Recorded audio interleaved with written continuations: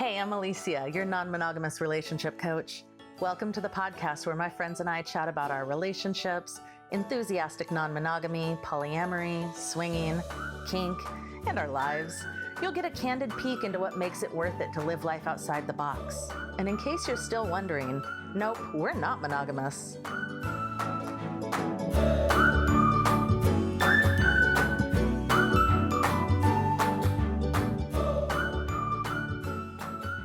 Get ready to elevate your intimate experiences to new heights. In today's episode, I had the pleasure of sitting down with the incredible Susan Bratton, a true pioneer in sexual wellness and non-monogamy. Susan's journey into this world started decades ago, and her passion for mindful sexual practices shines through in every freaking word she shares.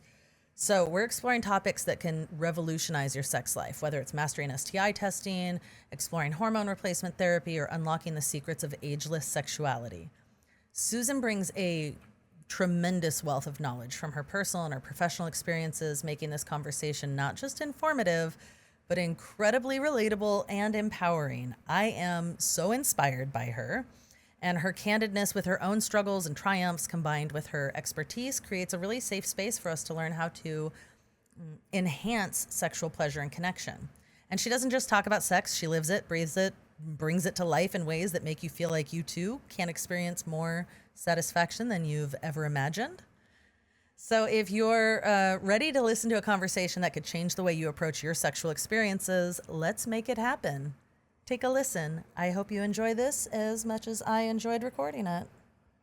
I did it. The fancy button worked. Amazing. I am so happy you're here. I'm so happy to talk to you. This is very exciting for me. Would you tell the listeners a little bit about who you are? Sure. Well, first of all, you look gorgeous today. Anyone who is listening to this podcast in audio is missing how gorgeous Ellecia is. That beautiful hair with the purple tones. Oh my gosh, you have really got it going on. This is a woman who has attention to detail, which I love. And I've been really looking forward to getting together with you. We both had to reschedule due to various things.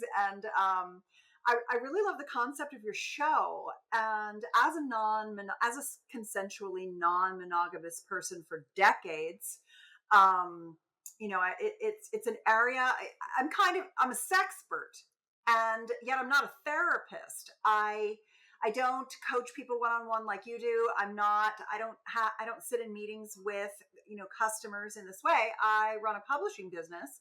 And I publish passionate lovemaking techniques and bedroom communication skills and what I would consider to be ageless sexuality, intimate health and wellness, that whole kind of health category of everything from STIs and, how to deal with, urinary tract infections and prostate issues and penis issues and, all that kind of stuff, as well as keeping your genitals healthy for ageless sexuality, because we get better at sex as we age if we put our intention on our sexuality.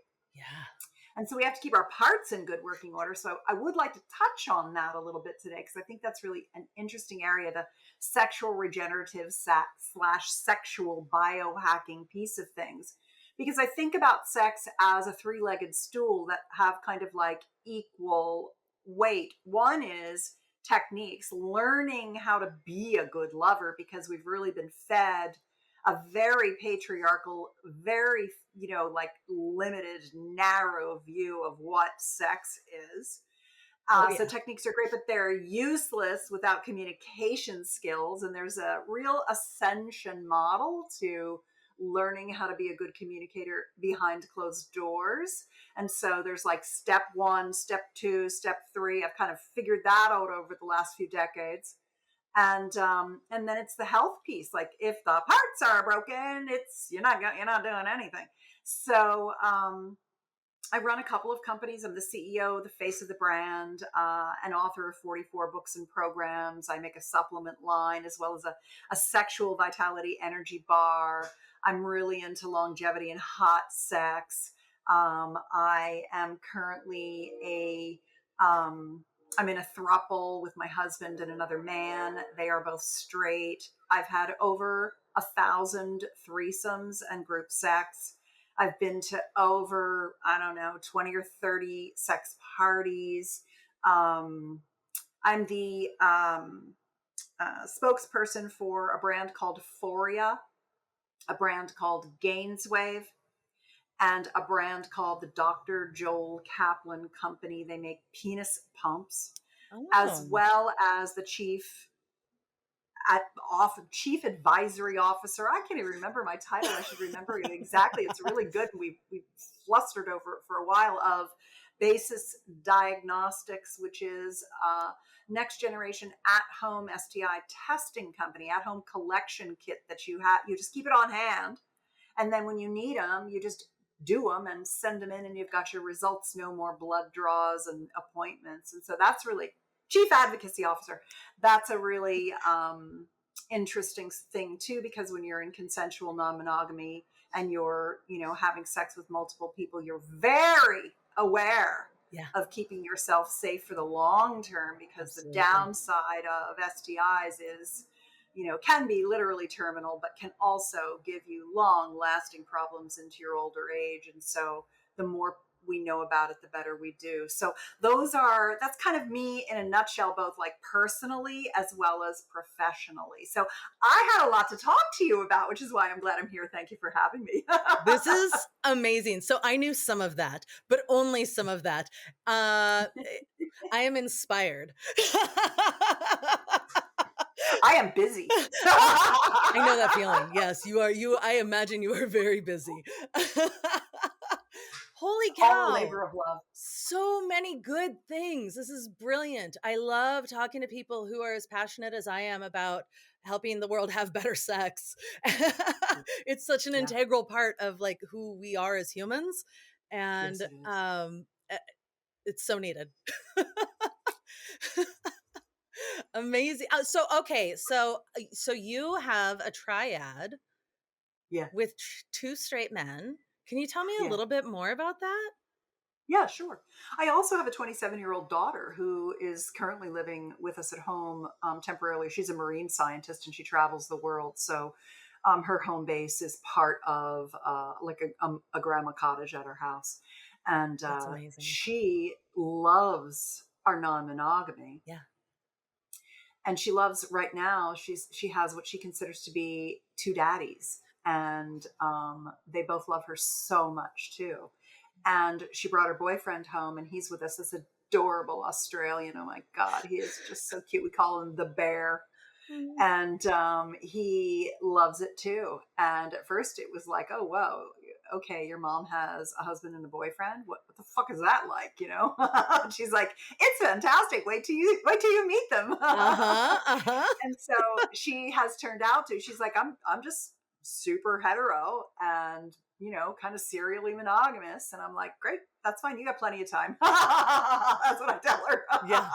Yeah. I'm like, so was I in my 20s. Yeah. But what I love about it is that I have a relationship with everyone in my life that is completely honest and vulnerable and truthy. And I just love truthiness so much, as we non-monogamous types do. Yeah. Because life is so much juicier when you're fully self-expressed, and including sexually expressed, and everyone's truths are valid and loved and appreciated. And it's just so nice. So I live with my husband, and my boyfriend comes on the weekends and spends the weekends with us. He travels with us whenever he can. And we are a family. We have a very, what people would call kitchen table poly. Yeah. Like we are all together for holidays, and we are family meal people. So we've been eating dinner. We always eat around the table, but during the Olympics, we've been eating dinner in front of the TV together, and just enjoying the shit out of Snoop Dogg and Martha Stewart. And Oh my God, his Snoop, equestrian Snoop. outfit made me so happy.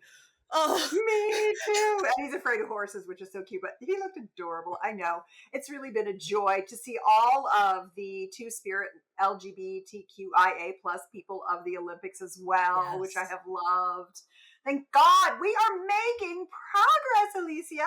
Yeah. We are finally Yeah. making progress. That's one of the things I'm super excited about with the way the politics are turning right now, too, with Kamala Harris and her new vice presidential candidate, Tim Oh, Walz, who fought for period products and trans privacy and support in Minnesota. And I mean, literally, as I'm telling you, I'm getting goosebumps. I am like same. so hopeful. Same. Yeah, Oh, it is Midwestern really dad energy exciting. is what we need. I know. He is Midwestern daddy. And God, I love a daddy. I Mm-hmm. have two of them. It's definitely my thing. And I love to have threesomes with two men. That's my favorite. I've had Mm. lots of configurations. I've had girlfriends. I've had partners who were gender nonconforming. And I would call myself a sapiosexual, pansexual, equal opportunity lover. Yeah. Yeah. But generally, I kind of default to dudes and his lady. Yeah. Yeah. Yeah. Yeah. I also really like to, though I have a lot of femininity, I have a lot of masculinity, and I really like to be fully expressed for all of my talents and skills. And I am kind of unabashedly apologetic about my strengths Yeah.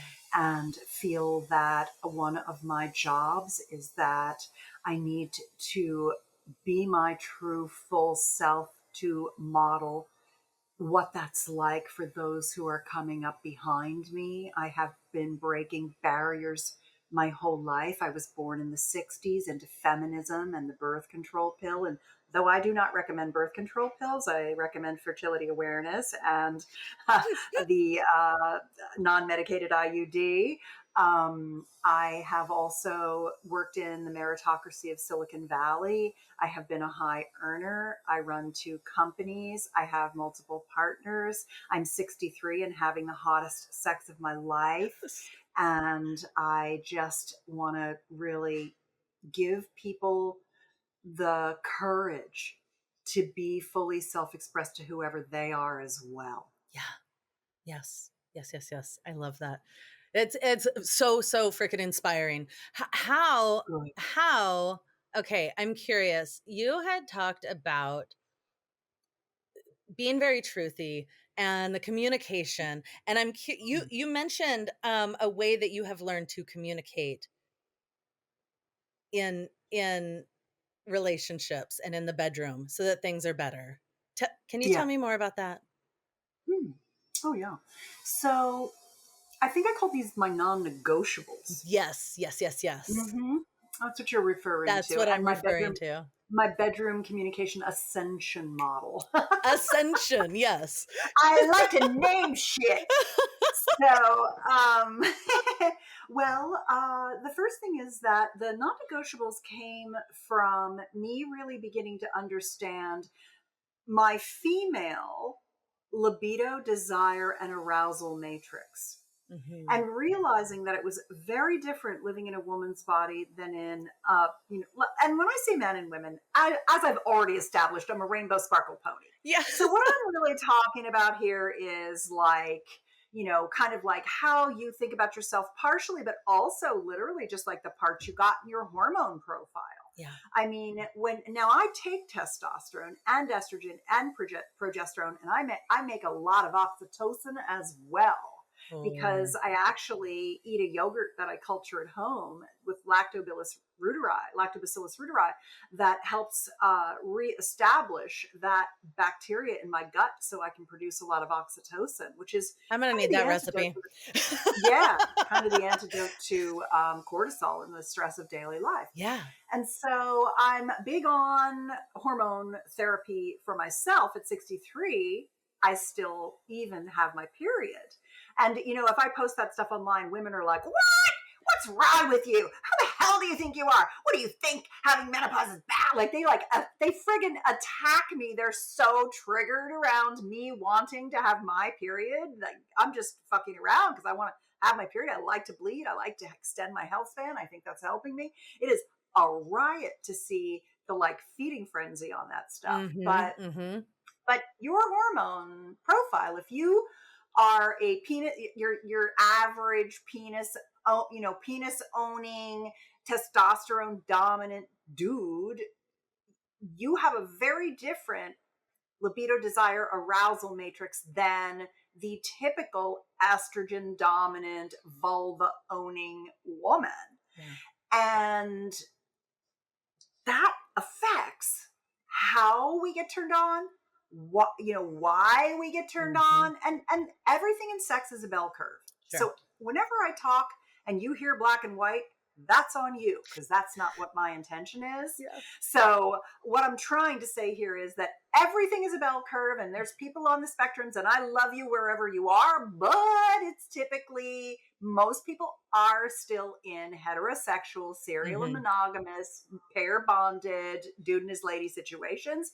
And even in non-monogamy, there's a little more spectrum, but there's still a lot of people who identify as a man and have a penis, identify as a woman and have a vulva. And so we have these very different ways of getting turned on. And so my non-negotiables came from deeply understanding that. The first asset that I want to drop in your show for people, because I talked to Ellecia and I said, I have a lot of resources and I just give them away. And so the first one is called, it's at Arousal Secrets. It might even be secret, arousalsecret.com. And put an S there if it doesn't come up. And that is really a deep dive into how women's arousal works, because so many women say, I don't have a libido. And I'm like, well, if you're healthy, the reason you don't is most likely not your hormones. Actually, it's most likely that you've just had shitty fucking sex your whole life. And there's like no reason to do it. Plus you're a spontaneous person, not a, you're a responsive person, not a spontaneous person around sex. You need to be seduced. You need to be relaxed. Arousal begins in relaxation. It takes you 20 or 30 minutes to get turned on. And by that time, most women's sex has been over for 20 to 25 minutes, because we have this view that sex is intercourse and everything else is foreplay, which is also a broken paradigm. So it's like, no, it's all sex. Playing with my titties is sex. Kissing me is sex. Giving me a body massage is sex. Sexting me is going sex. down on me. Sexting me is sex. Yeah. Exactly. Yeah. And, this whole like patriarchal religious construct of, sex is for procreation only. The only thing that matters is intercourse. You're just here to breed my babies so I can take over the world with my racism. It's like, that's basically what we've been laboring under. And so women have this thing because of estrogen, because we are prey, not predators.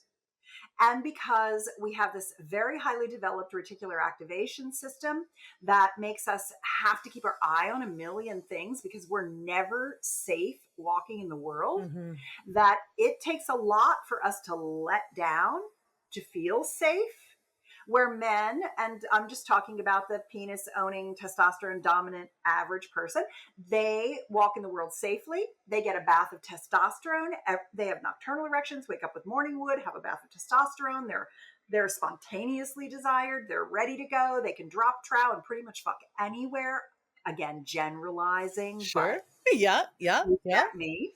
And so we're so different, and we've been kind of thought that we were having what we thought was sex, but it was actually just religious, patriarchal, male dominated sex. Absolutely. Instead of what women need. And so the more that women understand, the more that women and our partners understand what's actually right for us and what we need, the more we can have the great sex that we desire. And the more our partners know about that, they can help us get it and give it to us, which is what they want to do. Absolutely. And so my non-negotiables are things like, it takes me 20 to 30 minutes to really get ready for any kind of, orally intercoursey thing. I need a lot of pussy massaging.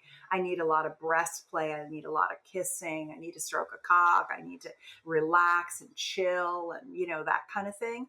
And I get impatient with myself even to this day. And I have to say to myself, girl, you just have to wait till you're ready. If you're not ready, you're not ready. So many women have lubrication issues because of that. Yep. Not because they have lubrication issues, because they don't get the blood flow to their pelvic They aren't there bowl yet. to seep through their vaginal mucosal lining, to wet the lining, to trigger them, to let them know they're turned on.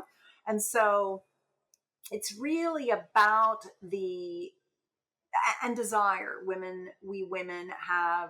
We have to overcome our judgmentalness, which is judgment keeps us safe. Is this good for me? Is this bad for me? Is this a problem or not?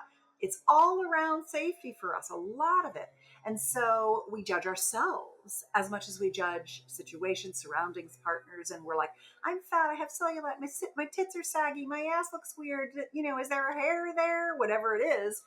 We gotta like get out of our heads and into our bodies and surrender to our pleasure. And that takes us time. So these kinds of things are very, very, very important to us. And then take into account data that tells us that, I read a lot of clinical sexual, study of sexual medicine stuff. And I saw this survey that asked 41 women to tell a nurse practitioner when she touched them in these various places in their body what they felt.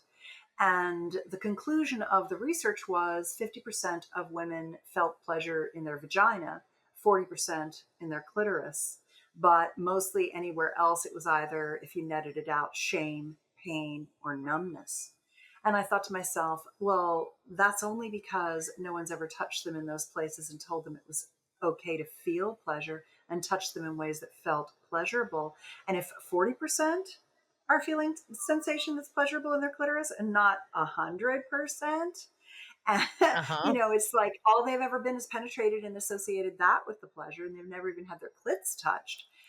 Or they've been told all this stuff is shamey. Yep. So I teach a lot of orgasmic activation, how to be touched pleasurably using cross-training tools, the 8 kinds for the vulva owner, the 4 kinds for the penis owner. It's at orgasmiccrosstraining.com, that activate the neural pathways to your biggest sex organ, your brain, so you can basically light up your pussy, light up your dick and your prostate and your testicles, so that you begin to have massively pleasurable orgasmic experiences confidently, reliably, consistently, that get better and better and better over time. Yes. So you can achieve the over 20 different kinds of orgasms the human body of anything on the gender spectrum can experience.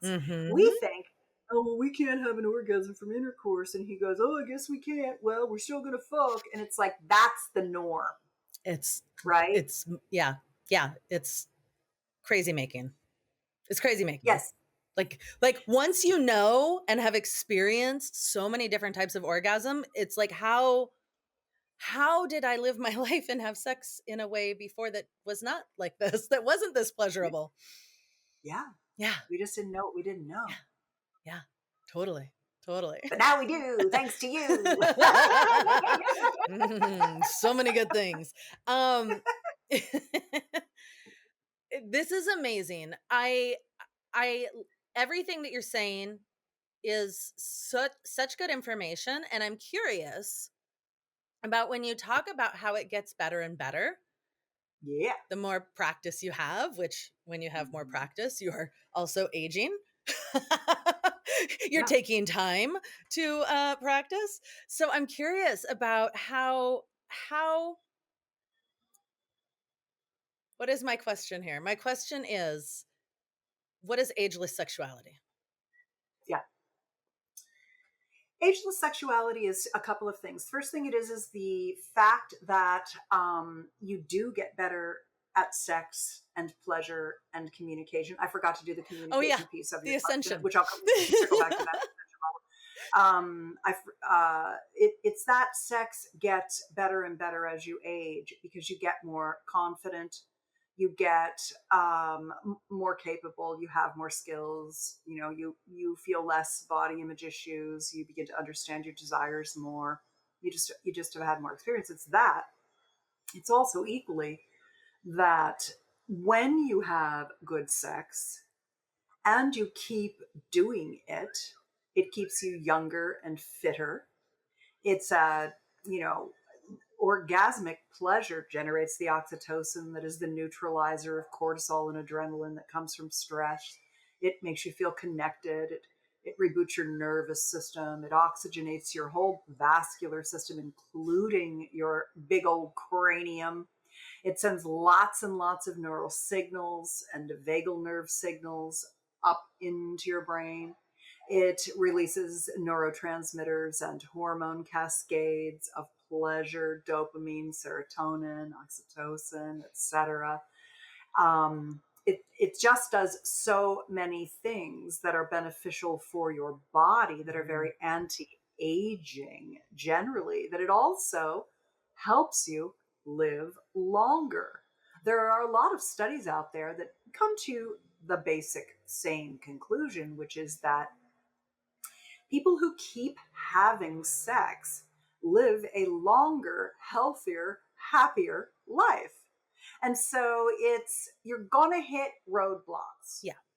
That's what life is. A series of high points and low points, and it's all how you handle them. And when you hit an obstacle, whether that is I'm having thinning tissue in my vagina, I'm experiencing incontinence, I've got loss of orgasmic intensity due to atrophy, I'm having loss of firm erections, having loss of sensitivity in my penis, I'm noticing that it's shrinking, any of those kinds of things and others. What I recommend are regenerative therapies. And when we talk about regenerative therapies, we talk about a stack.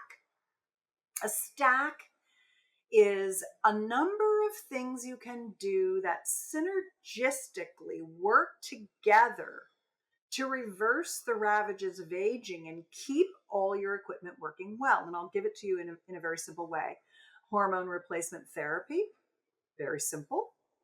The second is nitric oxide supplementation. Eat your leafy greens and your beetroot, but also supplement with nitric oxide. The next is, that's why I have a supplement company. I have a nitric oxide supplement called Flow that it's on Amazon that is made from organic fruit and vegetables, because I like food and naturally derived supplements rather than synthetic supplements made in a lab. By the time we're 50, we have half the nitric oxide we did when we were 20. And that's the gaseous signaling molecule that moves the blood into our penis and vulva and vaginal tissue so that we can have engorgement and erectile function, which increases the tissue volume such that the surface area is larger, so that when it gets touched with sensation, it sends more signals to the brain, allowing the brain to process that as pleasure so that you have the intensity of orgasm and can achieve orgasms. So nitric oxide is very important. And then for both penis and vulva owners, I recommend Gainswave. And the reason I'm a spokesperson for them is because I have told everyone about them for the last, 5 years straight, because it is singularly I'd started in my 50s, my late 40s, early 50s with vaginal atrophy, trying things like laser devices and RF devices, and they burned me and they hurt and they didn't really work and they were super expensive. And then I found Gainswave, which is an acoustic wave device that's basically wanded over the tissue, and it stimulates new tissue growth and reverses all of those aforementioned problems. And I just said, I want to tell the world about what you do, because people need to know what they can trust and what's bullshit. And There's a so lot of bullshit out there. Gainswave treatments are so wonderful. They're non-invasive and they reconstitute the tissue that ages from atrophy of aging. Yeah. And then for men, women do this too, but it's not as common. Trans people are quite a large cohort for this as well. And a lot of lesbians who want a big clit, they want like a little dick. Yeah. Using vacuum erection devices, so a penis pump. Yeah. So I'm jokingly called the Queen of Peen, which I think is so cute. And basically, I've written a book at pumpingguide.com, which explains how you use a penis pump to reverse atrophy, but go on to continue to use it to increase and enlarge your penis. And it's like bodybuilding, where you're using essentially progressive overload. And so over time, you are increasing the tissue mass, the overall penile volume. And the clit is a little penis. It's a shaft, it's got a glans and a shaft. It has more pieces. It has little arms and little legs too. But the root of it is a little penis. And so it can also be enlarged. Mm-hmm. And I like to enlarge my clitoral structure through the use of testosterone, as well as through clitoral pumping and vulva pumping, in addition to the Gainswave, because I like to have a big fucking lady boner. Yes. Because the bigger it is, the more pleasure it creates. And I like to have orgasms that leave me, basically just completely exhausted from the pleasure. Yes. And a lot of them, and lots of them, lots of kinds of them. Yeah. And so, most of the people who are listening to your show are going to be like, I'm not going to pump my clit, but I might go get a Gainswave for her and reconstitute the tissue, because I have noticed that I'm getting flaccid. I have vaginal laxity. I've got incontinence. My lubrication is down. It does seem to be a little harder to achieve orgasm. This is what happens to our lady parts as we age. And so, different strokes. I just want you guys to know what's out there. And so all of those things work really well. And then there's always like, okay, I'm, super wealthy and I can do anything and everything. What else is there? Mm-hmm. Because that all is within reason. Yeah. All of those products and prices and it's all in the pumping guide. All of that is within reason, but you can also get things like PRP injections using your own blood, the growth factors from your own blood. You can add exosomes. You can have your stem cells harvested or buy umbilical stem cells or cord blood stem cells and have those injected into your genital structures or through IV to reconstitute your tissue. So there are a lot of biohacking and regenerative therapies coming on, on the horizon for genital regenerative, restorative types of things as well. But the basic thing, like if you're 30, 40, 50, and you're a guy, use a pump. Once a week, maybe twice a week. Number one, it feels good. Number two, it keeps your erection solid, firm. It keeps your penis veiny and full of life. It makes your sensation good. It's just so nice. And if you are a woman, there's another device. It's called the vagina device. And it's a little handheld device that uses 3 modes. It's like an at-home restoration device, vaginadevice.com. And it has red light therapy, so photobiomodulation, that really helps generate mitochondrial biogenesis to increase the thickness of the vaginal mucosal lining, while it uses warmth for recollagenation and vibration for Kegel musculature, pelvic musculature strengthening. And so this combined with Gainswave for her treatments is really fantastic. Top it up with a little estrogen. I like Glow Below. It's at Get Glow Below. That's their website. Glow Below, they have a DHEA vaginal serum, and they have a Biest, the estriol and estradiol vaginal serum. And what I like about this is I actually use this on my face, the back of my hands. That's what I was about to say. Sounds like my skin serum. I use it on my face in those places as well as in my vagina, because Estrogen replacement keeps the UTIs down. It keeps the genitourinary symptoms of menopause, GSM, abated. And what I like about the Get Glow Below is that it's very clean. Clean, clean, clean. One of the things I'm struggling with right now is that when people get off of their IUD and they go to fertility awareness method, they have this issue where they need to use a condom during their fertile window. Mm-hmm. And condoms are problematic because they are made from either latex, which most people have sensitivity to, which is a rubber, or they're made from polyurethane and polyisoprene, which is safe for using with lubricants, but it's plastic. Yeah. And or what's the other one? Latex. Oh, sheepskin, which, vegetarians don't want to use. And so the problem is I don't want people putting plastic in their vulva because in their vagina, because it's putting plastic inside them. Like, we're not eating out of plastic bowls anymore. We're trying to avoid plastic bottles. Not only are they filling up our oceans and our trash, but they're going in our bodies. They're finding guys have plastic particles in their balls. And so these are the endocrine disruptors that ruin our hormone production. Yeah. So one of the things that I don't like, and I haven't figured out yet, is what is a very safe condom. But what I have figured out is, and I guess, it's like the mordita, the little death, a little poison for for safety is really what you have to think about it as. Because I don't have a good solution, but what I have a good solution for is lube. Okay. Momavation did testing on one aspect of lubricants and found that all the drugstore brands, all those brands, the KYs, et cetera, et cetera, et cetera, they all have what are called organic fluorines in them, which are highly carcinogenic. They're the PFAS, the PFAS, the forever chemicals. Yep.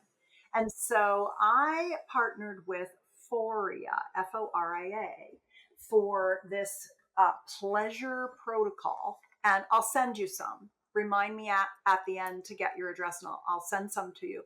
This is MCT oil, which isn't coconut oil. It's a derivative of coconut oil. So it's not an antibacterial that's going to disrupt your microbiome. It has botanicals in it, and it has CBD, which is phytocannabinoids. And our endocannabinoid system in our body, it's in our organs, in our tissue, a lot in our genital systems. That's our pleasure healing pathway.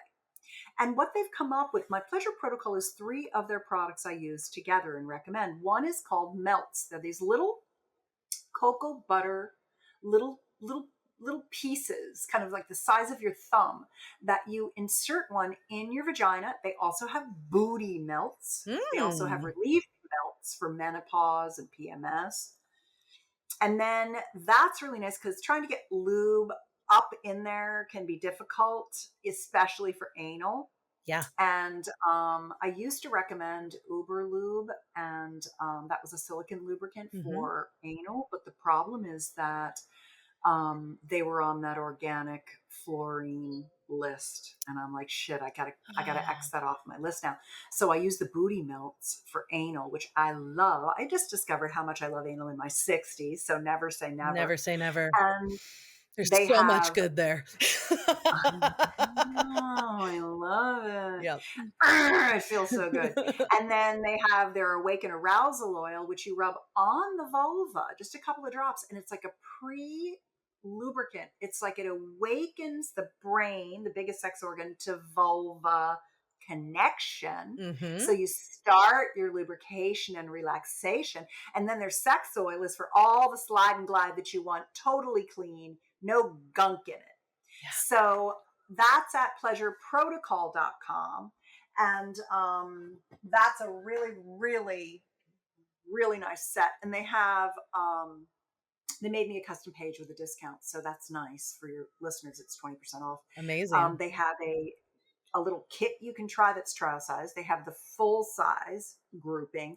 And then they also have a CBD free version for people who get drug tested at work or live Sure. in Utah or North Dakota where they can't take, they can't get CBD shipped to them. Yeah. I love CBD. Mm-hmm.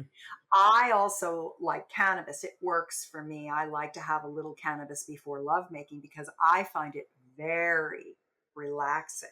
Even the Foria CBD vape pen, which is just CBD, if you don't want anything psychoactive, Yeah. is a wonderful relaxant. Because we go back to the original thing I was saying, which is arousal can't begin until we're relaxed. Yeah.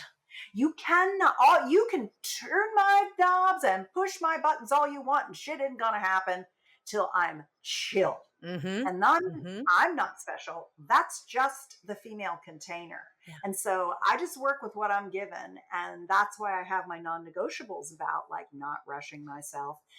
Another one is I don't know anybody in ejaculation. When I'm done or need a break, I'm done and take a break. I like to incorporate sex toys into my play. They're hot Yep. and incredible. So there's a lot of things where I really need to have certain things. And it's not me.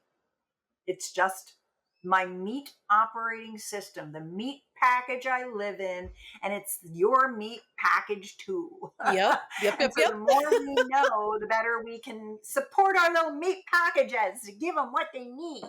So those are a lot of my, like really good tools for quickly cross training, becoming more orgasmic, becoming more relaxed, understanding you're not broken, understanding that if you haven't had something yet, it's just a matter of time. Keep trying. Yes. Yes. Yes. Yes. Oh my God.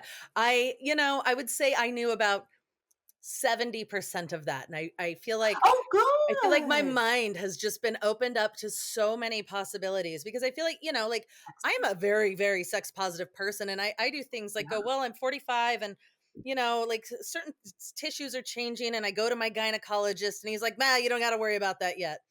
Yeah, but like I do. Yeah, I do. So Right. now That what? dismissive patriarchal allopathic system is bullshit. Yeah. Yeah. And I have a good I know. one. And he was still like, he's like, Mhm. use lube. Make sure you use lube. But that was the answer. And I'm like, okay, cool. I'm doing They're not that. they're not trained. Yeah. They're not trained to do anything preventative either. Yeah. You know, like Yeah. if you have a broken bone, they're good. Absolutely. We can save your life. Just not your sex life. We'll do that. Exactly. Gosh, I feel like my mind has been open to so many things. I'm curious, you address there's so many physical solutions. And I wonder how much, say for like, like erectile dysfunction or just the decline of what is possible. There's all of these tools that you can use, but how Yeah. much of that is requires a change in like mindset or how you're approaching the way you think about sexuality? Well, it's difficult for me to talk about changes in mindset. You're the patient one that works with clients one on one and drags them through the Oh process. yes. Oh yes. That is not me. I write hot sex techniques. I love Um, it. I have like a super fast acting mind. If you give me a piece of information and it makes sense to me, I can turn on a dime and execute. So Yeah. I'm really the wrong person to ask about that. All I can do is give you the information. And one of the things that is important to know is that there are people who are fast adjusters and slow adjusters. Oh And, yes. I don't know what to tell you about that. All I do Mhm. is I tell you what to do. You decide if you want to do it. There are people who are in That. large states of denial about, especially men, Yeah. honestly, about like women will be like, I think my pussy's broken. I don't know what it is, but I think my pussy's broken. Yeah. Men will be like, nah, I'm good. Works Even fine. though they're pushing a wet noodle, Works a just fine. shrinking wet noodle. No, it's good enough. No, no, no. I'm still pretty good. I'm looking good. And they're like, not Yeah. looking good. Yeah. So men are much slower on any emotional processing, and it is actually documented by science that it takes them longer to really think things through and take things in. And I think a part of that is just the way the brain systems lay down. Yeah. Like the nucleus accumbens or something like that, but it's also that testosterone makes men feel more confident than they probably should. Oh. And estrogen makes women feel less confident than they probably should. And that is borne out in the boardroom where you'll see, or in corporate America, where you'll see a guy who's less qualified throw himself in for a promotion where a woman's like more qualified and she's not sure if she should, it's Yeah. like that plays out in a million ways. Absolutely. Absolutely. Absolutely. Yes. 100%. Yeah. So it's really, really first, just acknowledging that there is a change that could happen and then going after it. Yeah. You were talking about, condoms, and Yeah. I'm curious. I don't want to leave this without hitting on sexual safety. Yeah. I'd love to read that article or that, Yeah. that Yes. listener question. Yeah. Ellecia and I, just before, I'm looking for my glasses so I can read the damn question. Hang on. That's the only problem with 63 is my pussy works great, but my eyes not so much. Boy, do those guys look good. All fuzzy. I just saw the funniest meme. It was a pie chart, and it had all the places I've left my glasses, and the whole chart was fuzzy. Cannot see them. I can totally relate to that. Okay. I got an email from someone regarding herpes, and let's talk about fluid bonded screening groups. Let's talk about safe sex tests, etc. And let me do that really fast and then read the question and let's talk about it. Perfect. So I saved this for your show because I thought, it'll be great if we both answer it together. Yeah. So, and because it's an ethically non-monogamous question. Sure. So a fluid bonded screening group, have you talked about that much on the show? A little bit. Okay. Yeah. So just to catch your listeners up, that's a practice that I have used for the last 20 years. I've been married for 31 years, together for 33, and consensually non-monogamous for 20. And so I've done I've done lots of styles, but the one thing that I learned very early on from my non-monogamous mentors who are now pushing their 80s. Wow. The OGs who taught me the downloads on everything is that I want to protect myself from STIs because there are long-term downstream negative effects of getting STIs. Mm-hmm. Everything from neuralgias, herpetic neuralgias, to dementia, to parts unknown, things we don't even know because we're not even thinking about it because STIs are such an anathema. Ooh, we can't talk about that, Mm-hmm. Mm-hmm. And so I like to have the discussions about it. And so I have a document that I give to all prospective partners. And they have to take a full panel test. The test that I use with Basis Diagnostics, Basis DX, is at fullpaneltest.com. And it is the 8 most important tests to take. And it also includes the HSV upgrade, which I recommend to people because if you know you have herpes, you will be much more likely to understand if you have an active outbreak. And though no one's ever done any conclusive testing, I'm giving you my non-doctor, non-medical, personal way I handle this. Sure. Because that's what I can do for you. Yeah. As a sex nerd, as a science reading sex nerd. Absolutely. So, if people don't know that they have HSV, herpes 1 and 2, and there's many, many kinds of herpes, of course, just like HPV, and there's no good test for HPV for men. There's only a test for women, and that's the pap smear. So regular pap smears are very, very important. So with HSV, if you are having sex with people who aren't getting tested for it, they don't know if they don't know whether they have it or not, and they have an outbreak. A lot of times the outbreak is on their ass by the nerve ganglion at the base of the sacroiliac, at the, like where your butt dimples are, where your end of your spine is on your ass. And a lot of guys, especially, because they're kind of impervious to pain, they'll be like, oh yeah, I think I just have a zit on my butt. No, dude, that's a fucking herpes zoster. Like it's really important for people to not just expect herpes outbreaks to be on the dick or the pussy. Right. They can be anywhere. Or, it's not just the lips, if you will, right? The lips up or down. And so knowledge is power. And my advice, and you have to do what you have to do. I am not a doctor. I'm not giving you medical advice. I'm just telling you my personal opinion and how I've handled things over the year, because I got herpes. I always had, from early on, my mother, I think, kissing me when I was little, gave me oral herpes. So I had fever blisters as a child. So I knew I had that. And then in my 20s, my boyfriend cheated on me when I was still monogamous, and we didn't know how to do shit right. And he gave me genital herpes. It's been extremely painful. It's lessened through my life, but like I literally have shingles outbreaks sometimes. I just got the new Shingrix, I don't remember how you say it right, recombinant shingles vaccination, which is a new, recombinant vaccinations don't give you a little bit of the poison. They actually use a different modality. So it doesn't, it triggers your immune system without giving you a little shingles, which is nice. And all of these things have long-term downstream effects. Yeah. So you really, I'm a vaccination proponent myself personally. I think a lot of the anti-vaxxing information has done our country a great disservice. We're getting polio outbreaks and measles outbreaks and all kinds of things.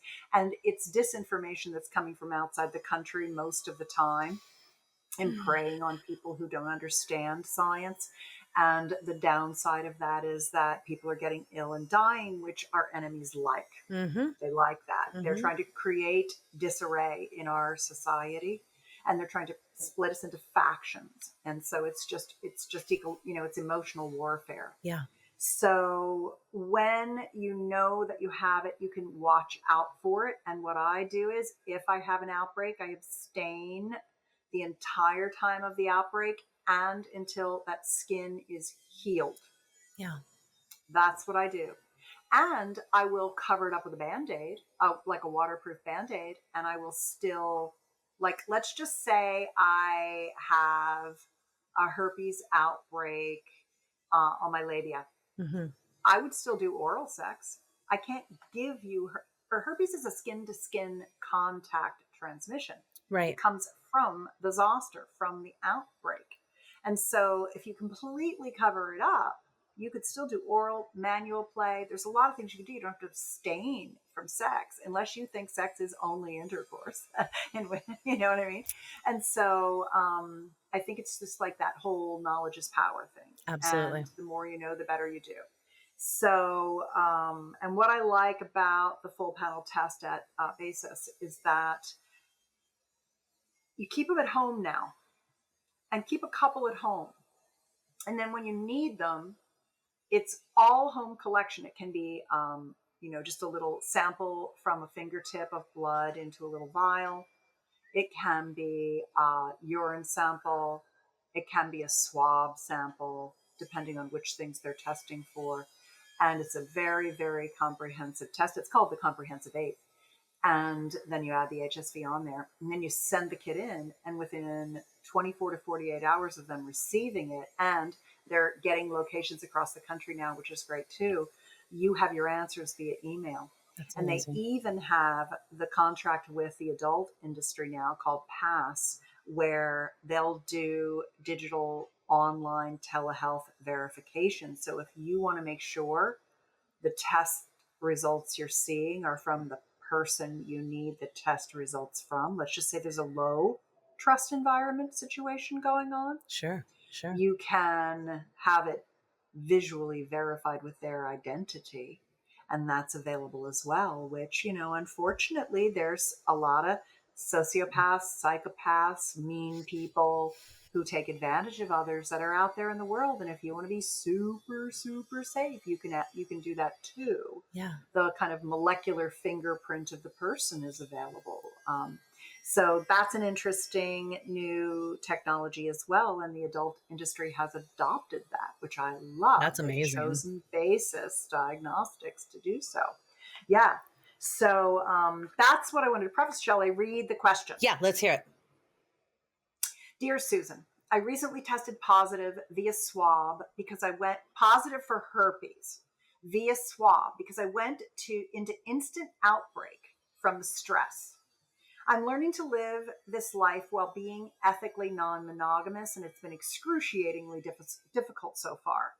My purpose in reaching out to you is any advice on when and how to disclose my herpes positive situation. I've outed myself to the entire swinger society community because we need to do better on our testing. Mm-hmm. I haven't always been so diligent in it and used protection. However, I never asked to see tests. I just asked you your last test and status. However, little did I know that HSV2 wasn't something that's included in full panels and what people are doing. Had I have asked to see it, I would have because I was personally testing for it. So I made the decision that if it was my reality, that I could be part of the conversation or the topic, as I'm known within the community because of my roles, that would be helpful for everyone. But on a personal level, I don't know how to do it. I lost a lot of long-standing connections, which was awful. And now it feels like people are scared to touch me or speak to me.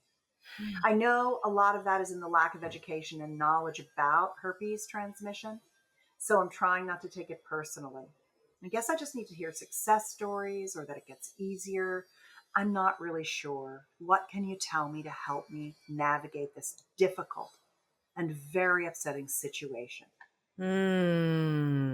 Oh man. You know, she hits on so many good points there about like the lack of education and awareness and the lack of communication in general, even in like really sex positive circles that aren't as sex positive as they should be.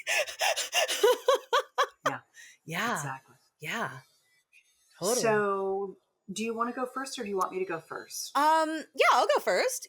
You know, Okay. I think it's really interesting. It's actually the thing that you said earlier about being tested and having awareness. Like if you know that if you aren't getting tested for HSV2, you don't know whether you have it or not. Like there's no way to know. And you aren't going to get tested for it unless you specifically ask for that. And so the thing that my own way of dealing with that in when I'm having sexual safety conversations with people is one, I feel a lot more, I don't actually ask to see tests. However, I feel a lot more trusting or safe if someone knows of their positive status, right? If they tell me, yeah, I'm HSV2 positive, my last outbreak was, at this however long ago, and if they're using antivirals or not, like what they're doing to limit transmission of that, I feel so much safer having that information and having sex with that person than I do with someone who's just like, no, I'm clean. Like, what? How do you know? Yeah. Yep. Yeah. I also don't like the idea of clean. Mm-mm. Because it connotes that the opposite is dirty. Exactly. If you have an STI. Mm-hmm. And STIs aren't dirty. They're viruses, bacteria, and parasites. Yep. There's over 20 of them, and they are primarily skin-to-skin contact, not actually semen or vaginal mucosal or any of those kinds of things. Almost all of them are skin-to-skin contact. Yeah. And so when people think, okay, well, I'll wear a condom when we fuck, but I'm still gonna go down on him or eat her pussy or what have you. Yep. That's just as dangerous. Yep. And so one of the things that I recommend is something that I call just the A-B safety rule. A safety is I can put my hands on you. You can put your hands on me. We can kiss. But no mouth to genital or genital to genital contact until we've done our full panel test with HSV included. Yeah. HSV 1 and 2. And then once we have our tests and I read yours and you read mine, my husband's actually the keeper of all the tests of anybody we've ever had sex with. Mm-hmm. And by sex, I mean anything not level A. Yeah. I think that's a very, very good way to do it, because then we know that people are aware, and we don't not have sex with people because of herpes. Yeah. We just ask that if they have an outbreak, that they abstain. It's hands and kissing only. And we do a lot of hand washing, and triple hand washing. You want to soap and rinse 3 times. Yeah. If you've touched genital, like if you've given a pussy massage or a lingam massage or what have you, you want to go wash your hands before you touch anything again. Yeah. And not to be afraid of a lot of sanitary experiences. You can use the hand sanitizer with the soap and just make sure it's all clean, and you've separated any, washcloths or towels that you've used or what have you, and wash off your lube and, all of those kinds of things. That's not obsessive compulsive. That's safety minded. Yeah. And the B level then is when you get into genital to genital and oral to genital contact, and you have to have all your testing. So, because I've had herpes my entire life, I've had to tell every partner I have it. I've also told them that I've been married to my husband for 33 years and he's never gotten herpes. Mm-hmm. And I don't need to take acyclovir or valcyclovir or any of the antivirals, because my outbreaks have diminished to almost nothing. Mm-hmm. So luckily, I'm not taking that every day. It would bother my stomach to do that. Oh, yeah. But some people do. They're under a lot more stress, and they do have to take the antivirals. And that's fair too. Everybody has to decide the right things for them.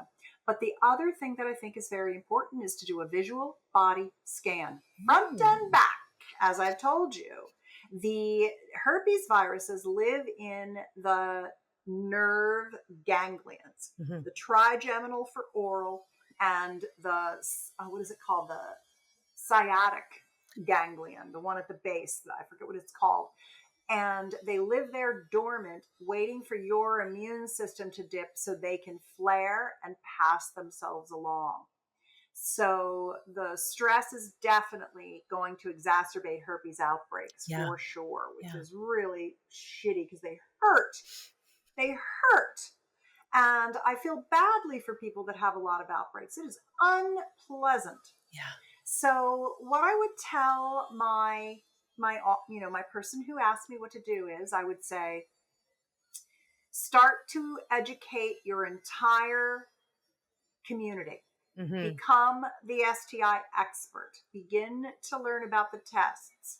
Move them over to Basis Diagnostics with the full panel test, and get the kits into the sex parties and into the people and all of the things that you're doing. Have everyone tested before they come, and then showing results. You can have a records keeper in the organization so people can pass their tests on, and then they can be read.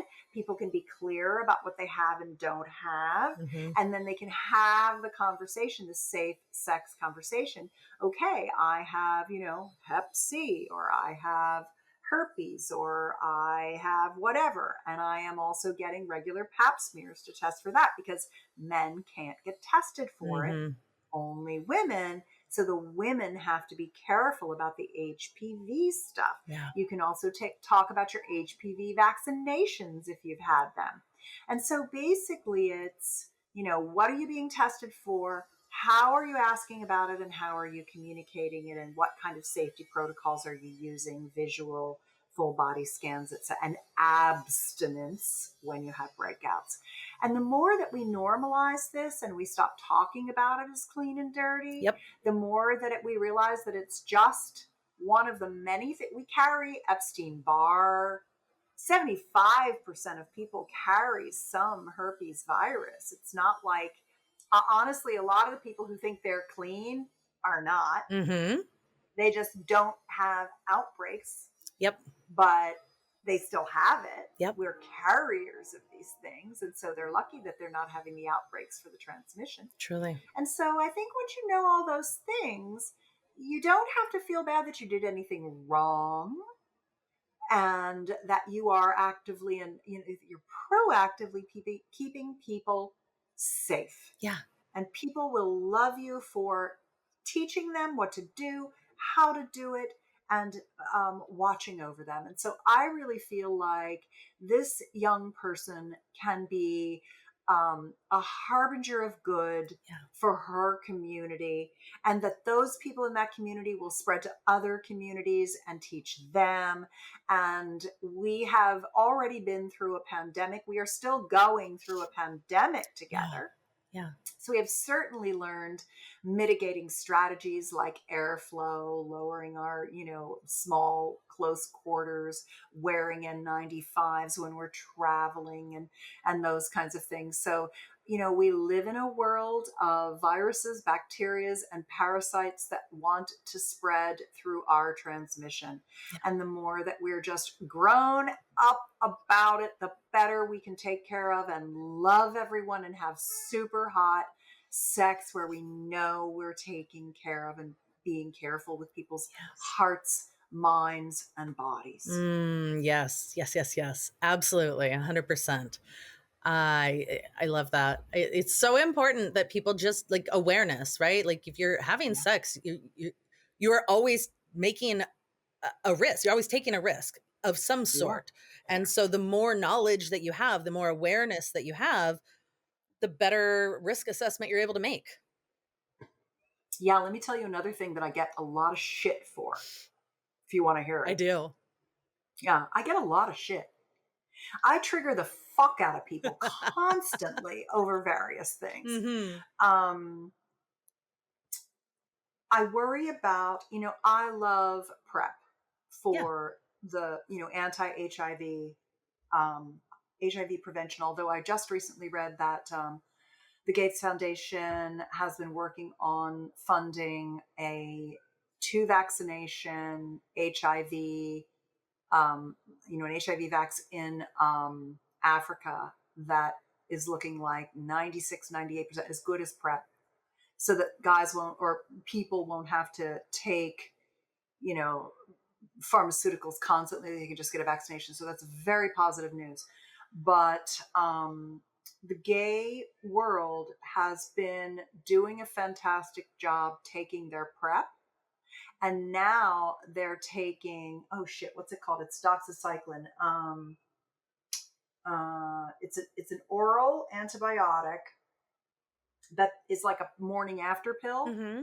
Doxypep it's called. And they're so used to taking PrEP that they're now adding on doxypep. So they're going out and they're fucking whomever and they're on their grinder and they're having their hookups. And I love gay men because they are the most sexually emancipated humans on this planet, which is fantastic. But I recently saw a friend of mine who's gay, and he said, I fucked somebody new every single day for the last 3 weeks. It's been fantastic. And I'm like, that's a lot, babe.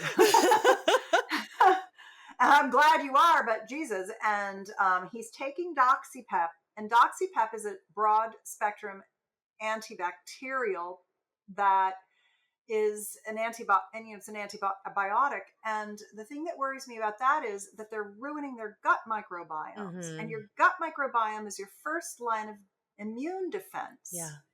And so they're just popping that like candy. And it's a bummer for me because they're not having the STI testing and safe sex. It's much more transactional sex.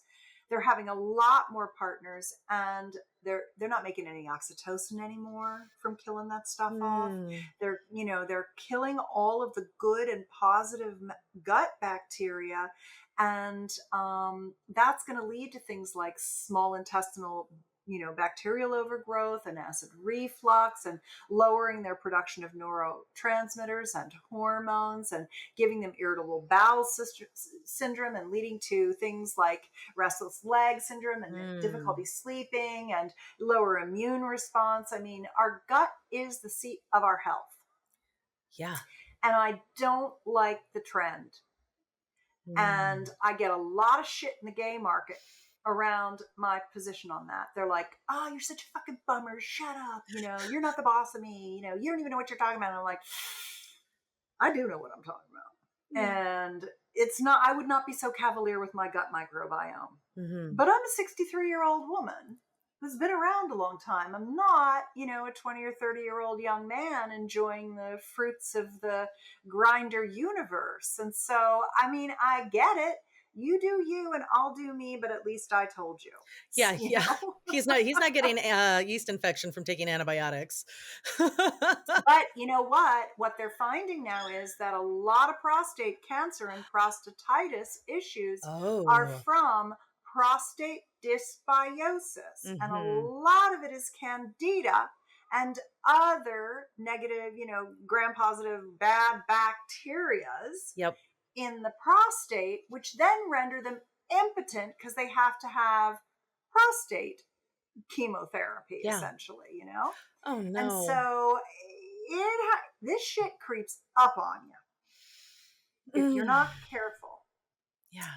So you have to have me back on so I can talk about hot sex techniques, because I've just been Absolutely. little old granny bitching about everything on this episode.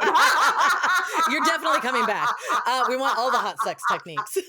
We'll do the dirty talk. We'll do some hot sex. We'll talk about navigating threesomes, foursomes, and moresomes from a woman who's had 1,000. How about that? Yes, absolutely, 100%, 100%. Because I'm all like, take care of yourself. But I am everybody's mommy. That's for it. sure. I'm not just the queen of peen. I love it so much. If people want to find you, I have a couple of links going in the show notes, but what would be the best way to find you? Yeah. One link I forgot to give you was Gainswave.com/better. They've given me a 7th treatment free. So people who are like, shit, I am pushing a wet noodle. All right, I need a penis pump and a Gainswave. Or women who are like, damn, that's why I can't come as well as I used to and everything hurts. Go there, Gainswave.com/Susan. And you get a 7th treatment, which is worth its weight in gold, a 7th treatment. That's a good damn deal.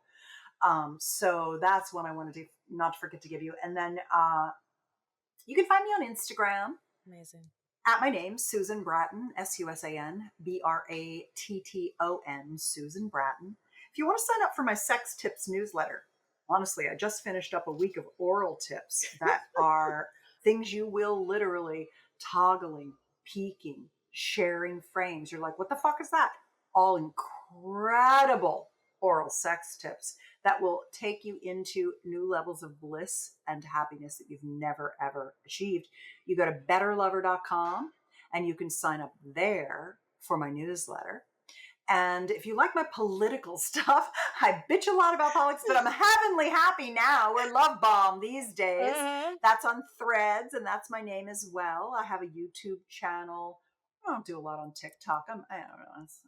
I can only do so much, Jesus. There's a lot of platforms. So there's a lot of platforms. So that's where you can find me. Newsletter is great. Instagram is fun. There's a lot of videos on there and things like that. So there you go. And if you're on my newsletter and you have a question like, hey, you didn't address this one thing, the one thing I probably forgot, or whatever it is, you can always reply to any of my newsletters. It comes to me directly and I will personally answer you. That's what makes me good at what I do. Is answering people's questions. So feel free to do that as well. Thank you for having me. Thank you so much for coming on and talking to us. This is you are a fountain of wisdom. There's so much good information here. Thank you so much. Thank you.